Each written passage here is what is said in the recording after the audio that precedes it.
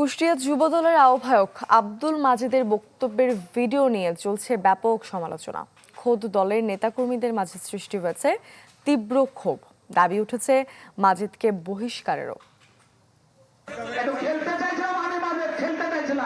কুষ্টিয়ায় লাস্টের দিন যেদিন ক্ষমতা হস্তান্তর হয়, সর্বপ্রথম যারা এখানে আন্দোলনকারী আছে জিজ্ঞাসা করেন, কুষ্টিয়া থানা আমি মালিক নেতৃত্ব ভাঙছি। কুষ্টিয়া জেলা যুবদলের সমন্বয়ক আব্দুল মাজেদের এমন বক্তব্য এখন টক অব দ্য টাউন। গেল ৭ আগস্ট জেলার খাজানগর এলাকায় এক সভায় মাজেদ এমন বক্তব্য দেন, যা নিয়ে ক্ষুব্ধ দলীয় নেতাকর্মী সহ সাধারণ মানুষ।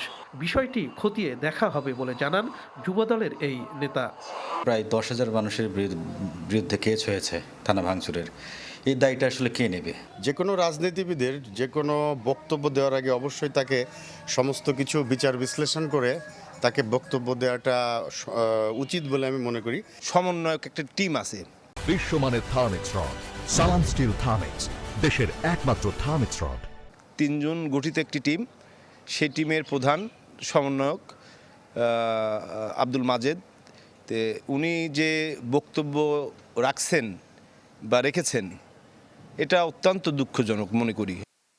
তবে ভুল স্বীকার করে সংবাদ সম্মেলন করেছেন যুবদলের সমন্বয়ক। যদিও বিব্রতকর এই বক্তব্যের বিরুদ্ধে ব্যবস্থা নেয়ার কথা জানায় জেলা বিএনপি। কুষ্টিয়া মডেল থানা ভাঙার বিষয়ে যা বলেছি তা সঠিক নয়। থানা ভাঙার সাথে আমার কোনো সম্পৃক্ততা ছিল না। অসাবধানতায় মডেল থানা ভাঙার বিষয়টি সঠিক নয় বলে আমি নিশ্চিত করেছি। যদি কেউ না শোনে তার দায়ভার তাকে তো বহিষ্কার হতেই হবে। সেই সাথে তিনি বলেছেন যে আইনত ব্যবস্থা হবে। গেল 5 আগস্ট হাসিনা সরকার পতনের পর কুষ্টিয়া মডেল থানায় হামলা, ভাঙচুর ও আগুন দেয়া হয়। শরীফ বিশ্বাস, চ্যানেল 24, কুষ্টিয়া।